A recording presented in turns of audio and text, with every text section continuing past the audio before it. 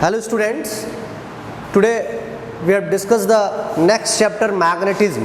Magnetism का last video में मैं आप लोगों को पढ़ा चुका हूँ बायो सेवर्ट लॉ के बारे में, क्या होता है बायो सेवर्ट लॉ, हल्का सा डिस्कस किया गया था। और आज हम लोग थोड़ा सा रिवीजन करेंगे उसके और आगे एक्सपेंड करेंगे रूल को कि मैग्नेटिज्म क्या है, मैग्नेटिक फील्ड क्या है और मैग्नेटिक फील्ड लाइन भी क्या है, पढ़ चुके थे लगभग सभी लोग। और डायरेक्शन जानेंगे, सबसे इंपॉर्टेंट चीज़। अब जो बोर्ड में 20 मार्क्स के क्वेश्चन मिल रहे हैं, जो 20 मार्क्स का ऑब्जेक्टिव क्वेश्चन आ रहा है, उसमें 100% मान के चलिए कि कहीं ना कहीं आपसे मैग्नेटिक फील्ड की डायरेक्शन पूछेगा। कोई पॉइंट गिवन हो जाएगा और कह देगा मैग्नेटिक फील्ड की डायरेक्शन निकालिए, मैग्नेटिक फील्ड का डायरेक्शन क्या है। तो सबसे पहले एक पॉइंट आप लोग लिखिए, स्टार बना के लिखिए सभी लोग, मैग्नेटिक फील्ड के बारे में सब लोग लिखिए स्टार बना के। The space around the magnet, the space around a magnet in which the space around a magnet in which the force of attraction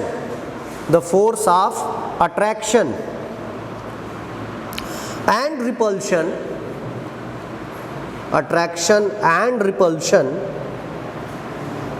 force of attraction and repulsion due to the magnet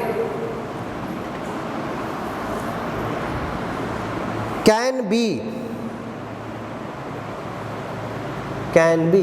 detected is called magnetic field,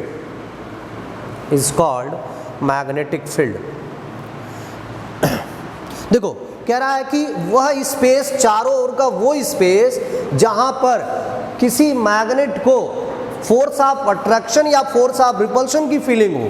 तो जो space है उस मतलब अगर एक magnet यहां रखा है, ठीक है, और कोई पार्टिकल है, अगर इसको फोर्स ऑफ अट्रैक्शन की फीलिंग हो रही है या रिपल्सन की, दोनों में से किसी एक चीज की फीलिंग हो रही है, तो यहां तक का एरिया आपका मैग्नेटिक फील्ड एरिया हो जाएगा।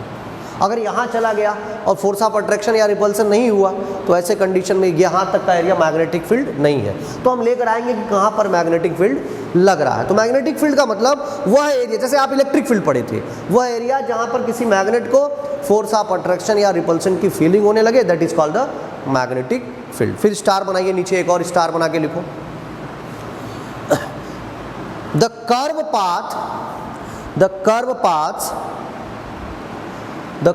path along which the iron filling arrange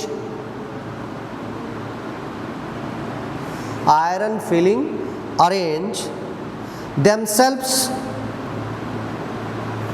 due to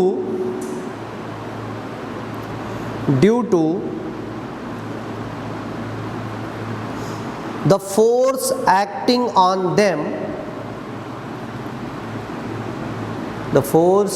on them in the magnetic field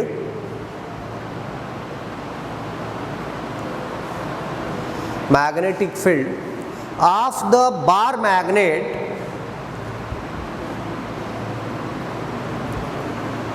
is called magnetic field lines।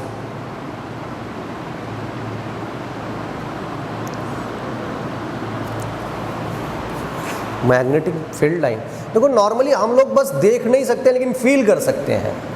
अगर एक मैग्नेट का साउथ पोल और नॉर्थ पोल है, हम बस फील कर सकते हैं इस लाइन को हम लोग देख नहीं सकते हैं, लाइन के वजह से हम फीलिंग कर सकते हैं कि ऐसा हो सकता है, ठीक है। तो अगर हमने एक मैग्नेट यहाँ पे रखा है और एक कंपास निडल रख दिया, जब कंपास निडल इसके पास रखोगे तो ये मैग्नेट कुछ डायरेक्शन शो करने लगेगा, कि निडल जो है कुछ डायरेक्शन शो करने लगेगा। फिर कंपास निडल को यहाँ रखो तो निडल फिर इधर डायरेक्शन शो करेगा, ऐसे ही डायरेक्शन शो करता करता चला जाएगा। तो ये लाइन जो है, इसी लाइन को हम, जो इमेजिनरी लाइन है, एक्चुअल लाइन तो नहीं, इमेजिनरी लाइन है, इसी लाइन को क्या बोलेंगे हम लोग, मैग्नेटिक फील्ड लाइन बोलेंगे। यही लाइन क्या हो जाएगी, मैग्नेटिक फील्ड लाइन। अब एक क्वेश्चन एग्जाम में ऑब्जेक्टिव पूछता है कि मैग्नेटिक फील्ड लाइन किधर से किधर जाती है, नॉर्थ से साउथ जाएगी या साउथ से नॉर्थ जाएगी, ये बहुत इंपॉर्टेंट पॉइंट है और हर साल ऑब्जेक्टिव में ये क्वेश्चन घुमा फिरा के पूछता ही पूछता है। तो एक स्टार फिर बनाइए, अगला पॉइंट स्टार बना के लिखो, a magnetic field line is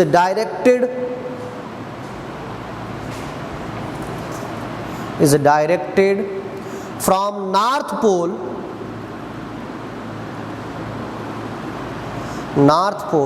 to south pole, outside the magnet. बड़ी ध्यान से समझना बेटा, कहला जो मैग्नेटिक फील्ड लाइन है, क्या देखो मैग्नेटिक फील्ड लाइन वो बाहर अगर देखा जाए आउटसाइड में वो नॉर्थ से साउथ जाती है, नॉर्थ से बाहर ऐसे। अच्छा देखो एक्चुअली तो जाएगी नहीं, ये तो हमारा इमेजिनरी कंडीशन है कि ऐसे जाएगी, एरो नहीं बनाएंगे तो सब गलत हो जाएगा। नॉर्थ से साउथ कहाँ पे? आउटसाइड में। दूसरी चीज़, दो लाइन को एक दूसरे से टच मत कराइएगा, या आप इलेक्ट्रिक फील्ड में भी पढ़ चुके हैं। दो लाइन अगर एक दूसरे को टच करती है तो यह संभव ही नहीं है। क्यों नहीं है? बताया था, एट ए पॉइंट, किसी पॉइंट पर, एट ए टाइम, किसी भी समय पर एक साथ दो टेंजेंट नहीं ड्रा किया जा सकता है। Two tangent impossible. अरे यार देखो, ये डायरेक्शन एक ही ना बताएगा, यहाँ पर नीडल के रखोगे तो या तो इधर बताएगा या इधर बताए, चाहे इधर, कहीं एक ही बता पाएगा। एक साथ कह दो एक ही समय पे, यहाँ भी बता दे यहाँ भी बता दे, पॉसिबल नहीं है। क्या है? पॉसिबल नहीं है। इसलिए दो लाइन कभी भी एक दूसरे को कट नहीं करता है। तो फिगर बनाइए, इसको ड्रा करिए फिगर जल्दी। याद रखना आउटसाइड में कहाँ से कहाँ जाती है? नॉर्थ से साउथ। और इसके बाद तो क्लियर होगा इनसाइड में कहाँ से जाएगी।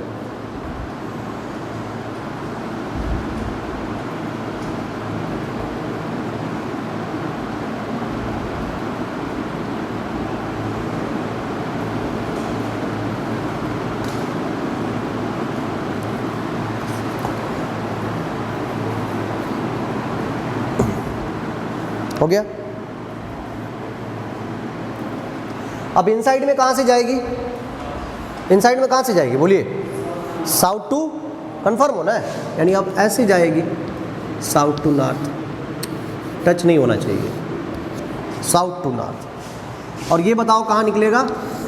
बाहर ना, साउथ से तो आ रहा है। फिगर में ऐड कर लो, इसको फिगर में बना लो, फिगर में बना लीजिए, ठीक है? श्योर सबको समझ में आ रहा होगा, यहाँ तक किसी कोई दिक्कत तो है नहीं। तो मैग्नेटिक फील्ड लाइन एक दूसरे को, ये मैं लिखवा नहीं रहा हूँ कि मैग्नेटिक फील्ड लाइन एक दूसरे को कट नहीं कर सकती है, दो फील्ड लाइन, ठीक है? समझ में आप लोग इलेक्ट्रिक फील्ड लाइन वाला कंडीशन ही है, इस पर पढ़ चुके होंगे। तो ये समझ में आ रहा है कहाँ नॉर्थ से साउथ कब जाएगा, साउथ से नॉर्थ कब जाएगा, कन्फर्म? इसमें कोई किसी को कोई दिक्कत नहीं है। अगला हेडिंग डालिए छोटा सा, और इम्पॉर्टेंट हेडिंग कर दीजिएगा, शॉर्ट ट्रिक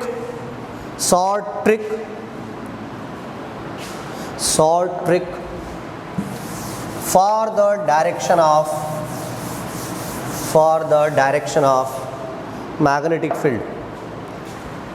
Short trick, ये क्वेश्चन आना है एग्जाम में। For the direction of magnetic field, दो चीज़ें याद रखिएगा, short trick for the direction of magnetic field, short trick for the direction of magnetic field. हो गया? समझो ये इंपॉर्टेंट इसलिए भी है समझना। अच्छा, मैग्नेटिक फील्ड को नॉर्मली हम लोग बी वेक्टर से रिप्रेजेंट करते हैं। मैग्नेटिक फील्ड को किससे रिप्रेजेंट करेंगे? V vector. यूनिट क्या होता है इसका? टेस्ला। यूनिट क्या होता है? टेस्ला, ठीक है? अब ध्यान से समझिए कैसे हम जानेंगे short trick for the direction of magnetic field. इसको हम लोग एक और नाम से जानते हैं, याद कर लीजिएगा सब लोग, पाम रूल। कौन सा रूल? Palm rule. ये भी एक रूल है, समझो। एक वायर में यदि करंट आई प्रोड्यूस हो रहा है, यदि करंट आई प्रोड्यूस हो रहा है, ठीक है, कोई पॉइंट पी यहाँ पर गिवन है, बहुत ध्यान से समझना, पॉइंट पी गिवन है, कह रहा है पॉइंट पी पर मैग्नेटिक फील्ड की डायरेक्शन। एग्जाम में एक नंबर का क्वेश्चन आएगा, what is the direction of magnetic field at point P due to this wire. इस वायर का कुछ नाम दे देगा, इस वायर का नाम दे देगा, ये भी कह देगा ड्यू टू, ये भी या लेंथ यल के कारण इस पॉइंट पी पर मैग्नेटिक फील्ड की डायरेक्शन। देखो मैग्नीट्यूड नहीं पूछ रहा हूं मैं, बी कितना है ये नहीं पूछ रहा हूँ, डायरेक्शन पूछ रहा हूँ, ठीक है। तो आसान सा रूल क्या है, अपने दाहिने हाथ के अंगूठे को, थंब को वहाँ रखिए जिधर करंट जा रहा है। करंट इधर जा रहा है, इधर, बाकी बची हुई उंगलियां उधर करिए बेटा जिस पर पॉइंट निकालना है, जिस पर हमें क्या निकालना है, क्या निकालना है, डायरेक्शन। किसका डायरेक्शन, मैग्नेटिक फील्ड का। वहां पर हम क्या रखेंगे, बची हुई उंगलियों को। तो यहां पर हमने अपना डायरेक्ट थंब रख दिया, बची हुई उंगलियों को खोल दीजिए उधर, पॉइंट भी उधर ही तो था, हमने खोल दिया।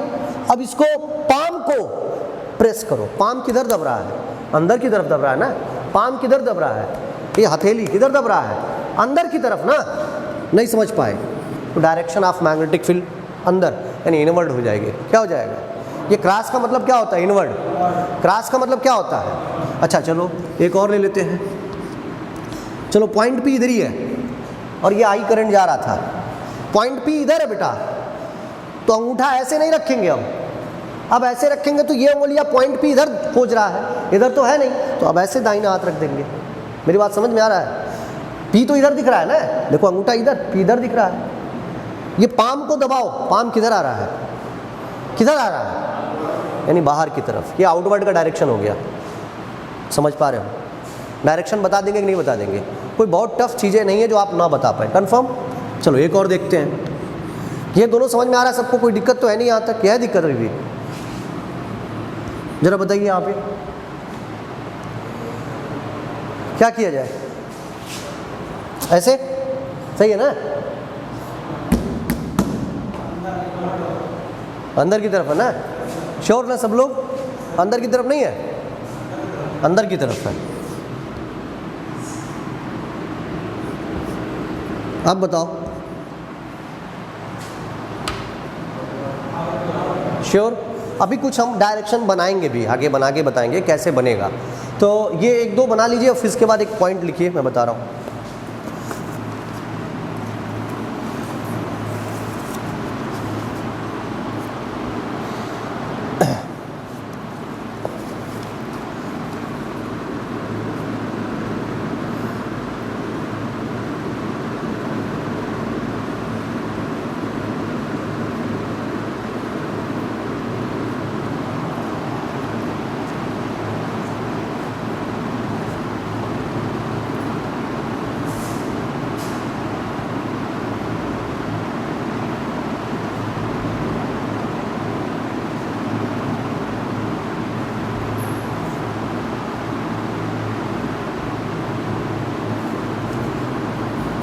हो गया, चलिए लिखिए जरा स्टार बना के, keep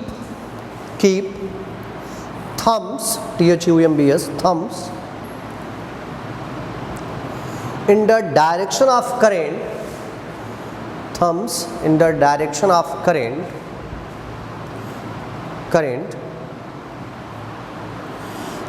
and stretch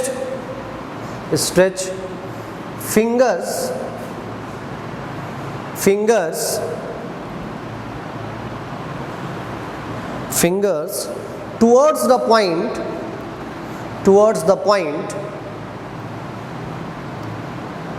where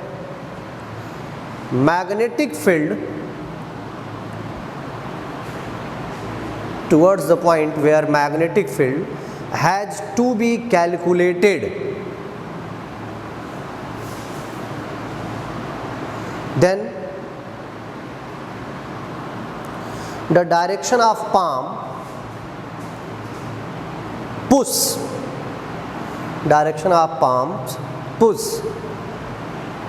palm push का मतलब इसको दबाएंगे, direction of palm push, is the direction of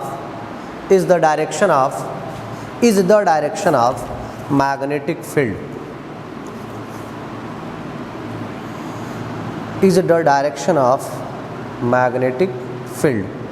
confirm.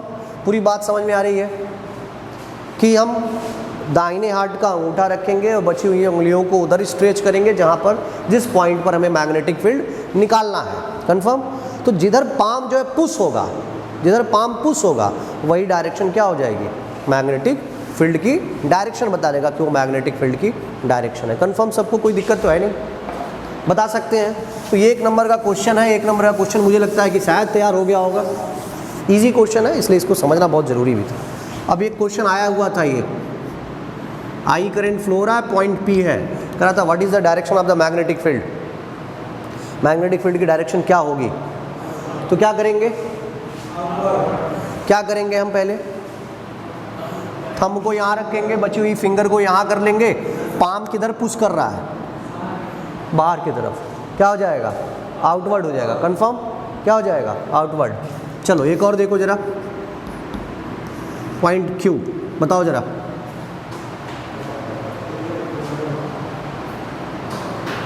क्या होगा, इनवर्ड, आउटवर्ड, बताइए भाई अमृत आप। इनवर्ड चेक कर लेते हैं, इनवर्ड कैसे होगा, अंगूठा यहाँ रख रहे हो हैं, तो इधर कहाँ, फिंगर इधर तो नहीं ले जाएंगे ना हम, ऐसे ऐसे ऐसे, अरे यार समझो इधर, कंफर्म आउटवर्ड है ना, आउटवर्ड ही तो होगा, आउटवर्ड होगा, इसलिए घबराना नहीं, आउटवर्ड होगा, श्योर। अच्छा कभी कभार ऐसे भी दे देता है एग्जाम में, ऐसे दे देगा, कह देगा पॉइंट पी पर डायरेक्शन बताओ। इधर देखो बहुत इंपॉर्टेंट है ये क्वेश्चन, ऐसे दे देगा, ये लाइन वगैरह कुछ भी नहीं है, बस ये दे दिया, तो इस पॉइंट का मतलब हो गया आउटवर्ड। इसका मतलब क्या है, यानी करंट आउटवर्ड आ रही है, करंट बाहर की तरफ आ रही है, और फिर आपको पॉइंट पी पर निकालना है। जरा सोच के बताओ क्या होगा, करंट ऐसे है, पी उधर है, ध्यान देना, करंट किधर आ रही है, बाहर आ रही है, पॉइंट पी किधर है, पाम किधर है, पाम किधर पुश किया, मैग्नेटिक फील्ड की डायरेक्शन मिल गया। नहीं समझ पाए,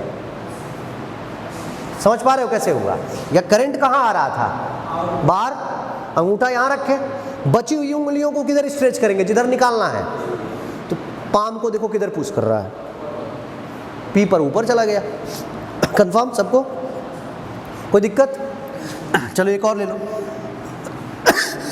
सॉरी, यहां बता दो जरा, करंट किधर है, करंट ऐसे है, क्रॉस का मतलब क्या होता है, क्रॉस का मतलब इनवर्ड, क्रॉस का मतलब इनवर्ड, और इसका मतलब, तो करंट इनवर्ड है यानी ऐसे है, और बची हुई उंगलियां किधर है, पाम किधर है, पाम किधर है, समझ गए? नहीं समझ पाए, श्योर ना, बना लीजिए सारा,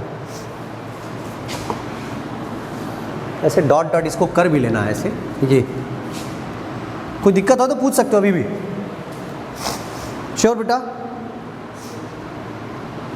चलिए जल्दी करिए।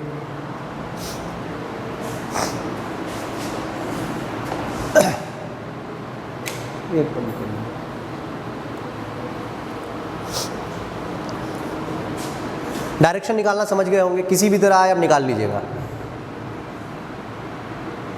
ठीक है।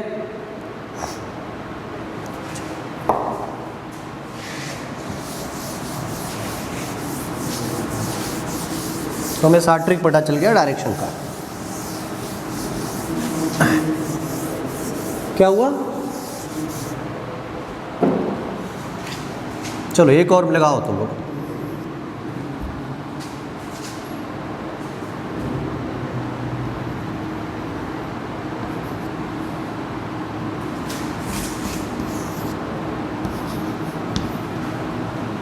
बताइए इसमें इसका मतलब क्या है, करंट बाहर आ रहा है, ये करंट को बता रहा है, करंट बाहर आ रहा है, ठीक है। ये वाला पॉइंट इधर है, कंफर्म, इसमें देखो करंट किधर है, अंदर है ना, तो इधर से लेंगे ना, इधर से लेंगे, अब तो इधर से नहीं ले सकते, किधर से लेंगे, इधर से ही लेंगे, करंट ये अंदर है, अंदर है, पॉइंट क्यू इधर है, समझ गए? कोई दिक्कत तो नहीं होना चाहिए, एकदम 100% समझ में आ गया क्या कहना चाहता है क्वेश्चन। तो इस तरह के क्वेश्चन आपको एग्जाम में मिल सकते हैं, इसलिए सब याद होना चाहिए कैसे लगा हुआ है, श्योर। चलिए इसको हो गया, अब हेडिंग डालिए नेक्स्ट एक,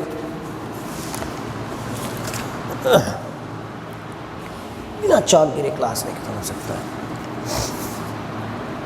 मैग्नेटिक फील्ड, हेडिंग डाल लिया जाए next, magnetic field due to due to finite straight due to finite straight current carrying wire,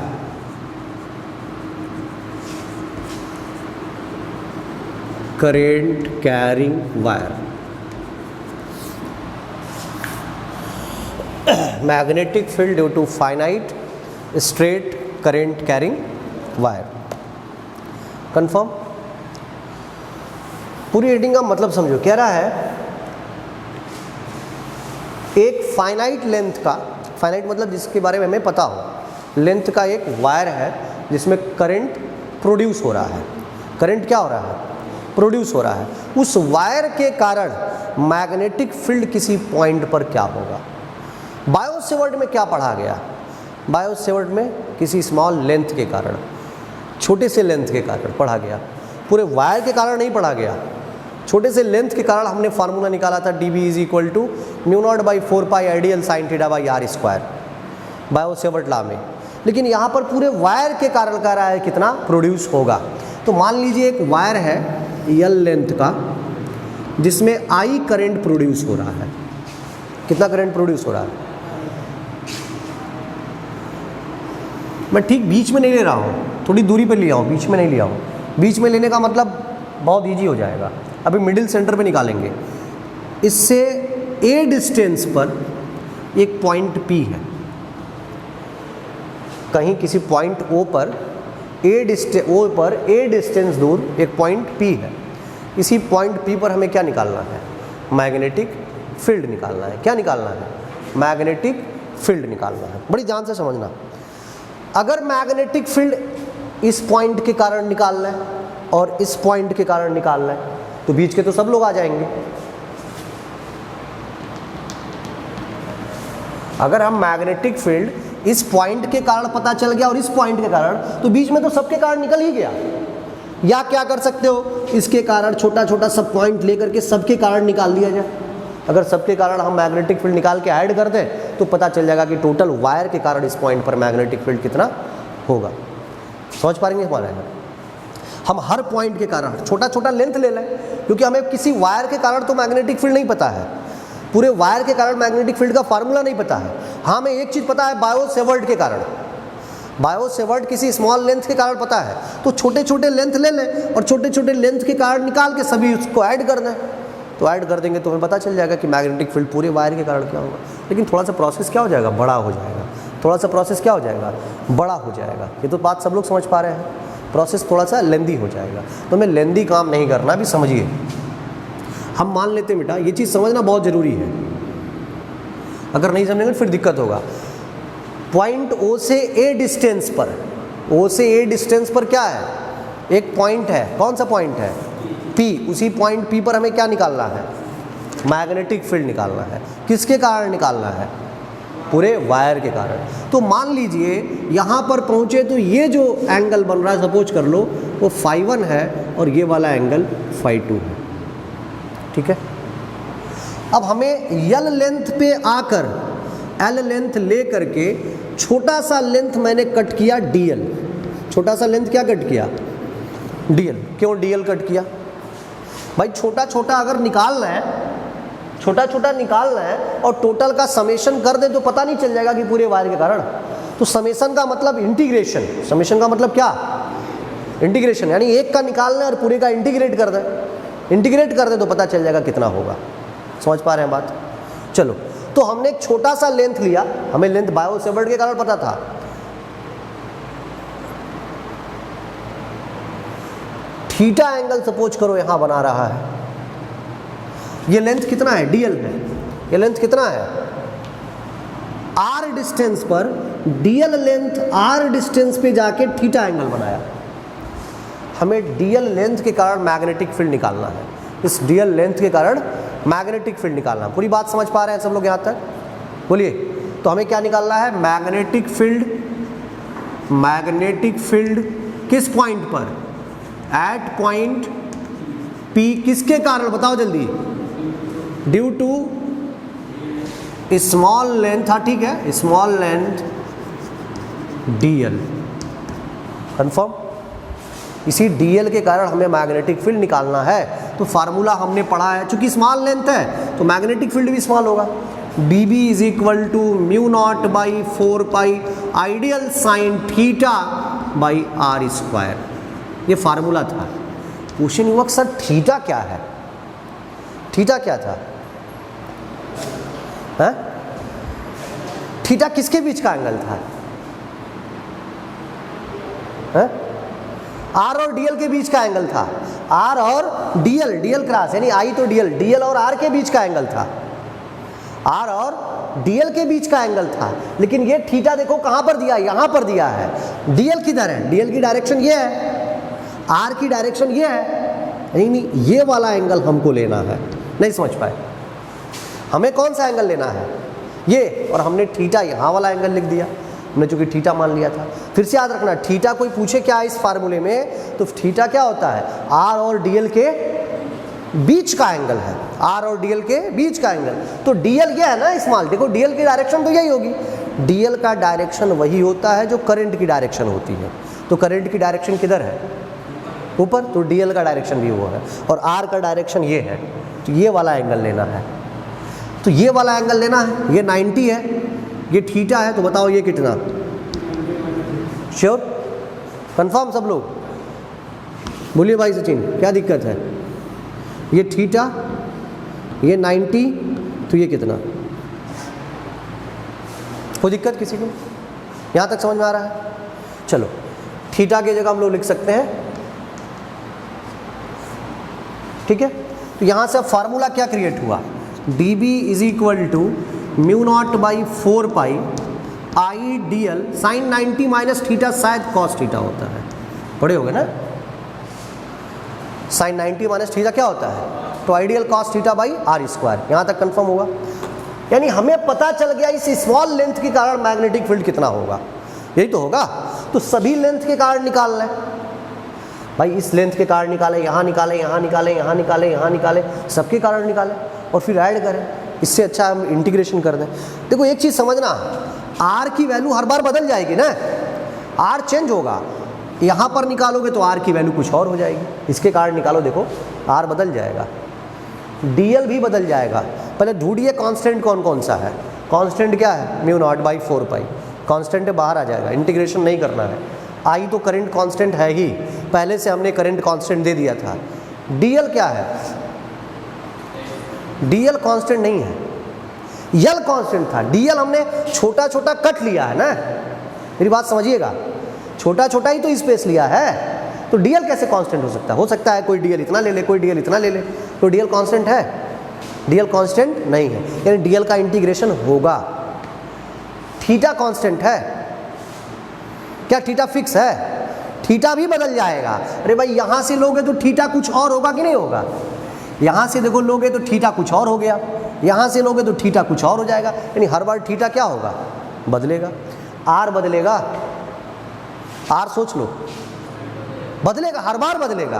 अरे भाई यहाँ इस बार आर यहाँ था, यहाँ से लोगे तो आर कुछ और हो जाएगा, समझ पा रहे हैं? यानी तीन ऐसी चीज़ें दिखाई दे रही हैं, थीटा, आर और डीएल, ये कांस्टेंट नहीं है, यानी इनका इंटीग्रेशन 100% होगा। कंफर्म समझ में आ रहा है? तो पहले तो हम इंटीग्रेशन का सिंबल लगा लें, dB is equal to integration. अब इंटीग्रेशन क्वेश्चन उठता है सर कहाँ से कहाँ तक जाएंगे, क्योंकि हमें पूरे राड का निकालना है, पूरे वायर का निकालना है, और हमने तो सिर्फ इतना ही निकाला, यानी हमको यहाँ से लेके यहाँ तक जाना है। नहीं समझ पाए? इस वाले पॉइंट से नीचे यानी एंगल कितना, φ2 से लेके कहाँ तक जाना है, φ1 तक। तो φ2 को या तो नेगेटिव मान लो या तो φ1 को, देखो तुम्हारे ऊपर डिपेंड करता है। कोई ऐसा बुक में नहीं लिखा है कि हाँ जो नीचे लिखा है उसी को नेगेटिव मानेंगे, लेकिन चूंकि हम लोग पहले से पढ़ते चले आ रहे हैं, नीचे वाला टर्म नेगेटिव, ऊपर वाला पॉजिटिव, तो हम -φ2 से कहाँ जाएंगे, +φ1 तक। तो इंटीग्रेशन कहाँ से, -φ2 से। Confirm, sure? अंदर क्या बचा, आइडियल, पहले जो जो कांस्टेंट है उसको बाहर करो, तो D B is equal to mu naught by 4 pi I बाहर हो गया। कंफर्म? अंदर क्या बचा? φ2 माइनस φ2 से plus φ1 dl cos theta by R square. यहाँ तक दिक्कत किसी को है? समझ पा रहे हैं सब लोग? अच्छा देखो, नॉर्मली हम लोग इंटीग्रेशन बेटा जब करते हैं तो हम लोग ऐसे लिखा होता है आर डी आर, तो इंटीग्रेशन हो जाता है।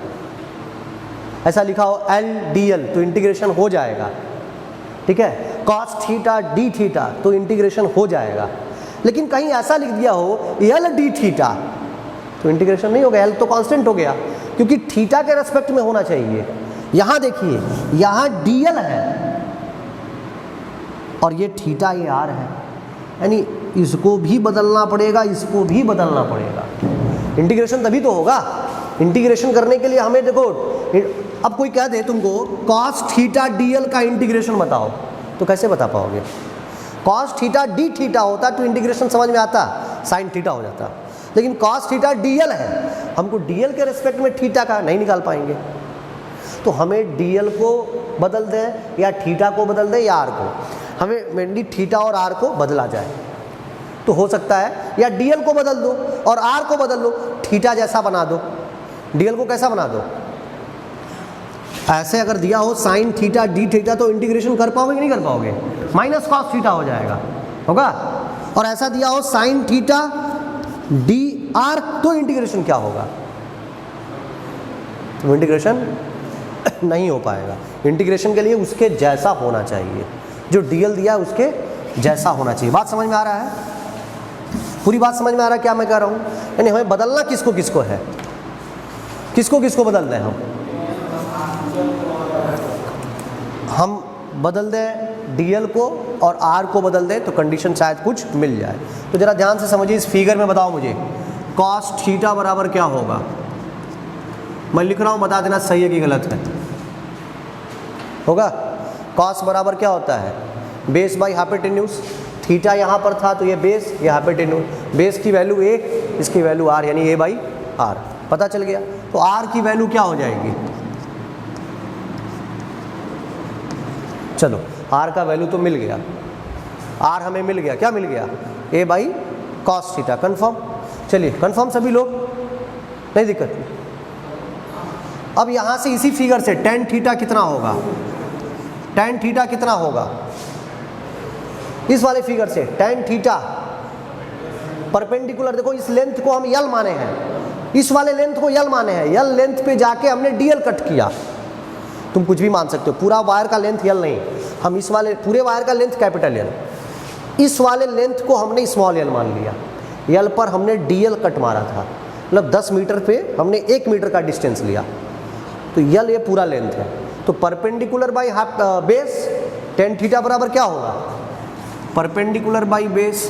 लेकिन कोई फ़ायदा तो है नहीं, क्योंकि हमें तो क्या निकालना है? हमें निकालना क्या है? डीएल, और ये क्या है?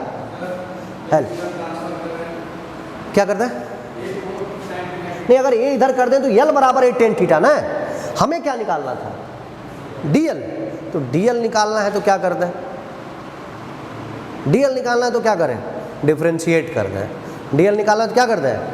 डिफरेंशिएट कर दें। तो जरा बताइए इसका डिफरेंशिएशन क्या होगा? अगर डिफरेंशिएट कर दें तो क्या होगा? नॉर्मली चलो पहले एल बराबर क्या हो जाएगा?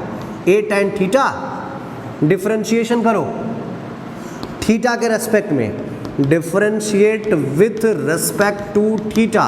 बताओ क्या होगा? DL by D theta, DL by D theta. A तो कांस्टेंट है, टेन का डिफरेंशिएशन कितना? तो डीएल कितना मिल गया? ए सेक स्क्वायर थीटा। अब हमारा काम बन गया। देखो अब हमें डी थीटा मिल गया ना, थीटा जैसा चाहिए था थीटा मिल गया। हमें डीएल की वैल्यू मिल गया और आर की वैल्यू मिल गया। अब हम पुट कर सकते हैं, नहीं कर सकते हैं? जल्दी से नोट करो इसको, जल्दी। थोड़ा सा ब्रॉड है बहुत, लेकिन बोर्ड के लिए है ना, इसलिए ज़रूरी था थोड़ा ये क्विक।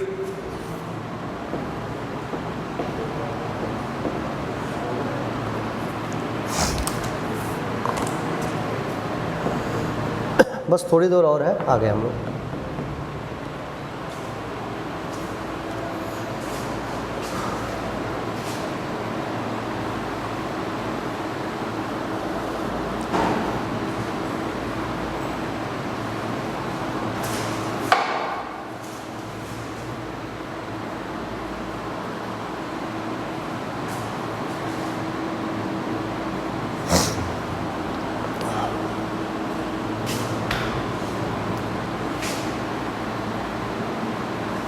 हो गया।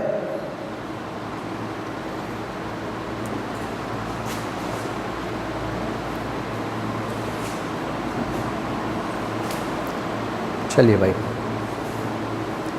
हो गया आदित्य आपका। चलिए आगे बढ़ते हैं हम लोग।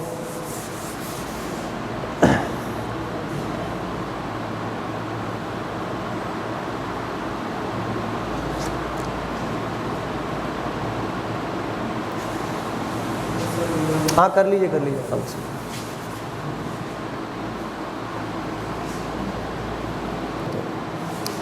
चलिए अब आगे हम लोग देखते हैं, वैल्यू पुट करते हैं। हाँ ये b इज इक्वल टू मिला था ना, तो b is equal to mu naught by 4 pi minus phi 2 से phi 1 plus dl cos theta by R square. dl की वैल्यू मिल गया, पहले cos थीटा लिख दो। dl की वैल्यू हमें मिल गया कितना, a sec square theta d theta, a sec square theta d theta upon R square. R की वैल्यू क्या है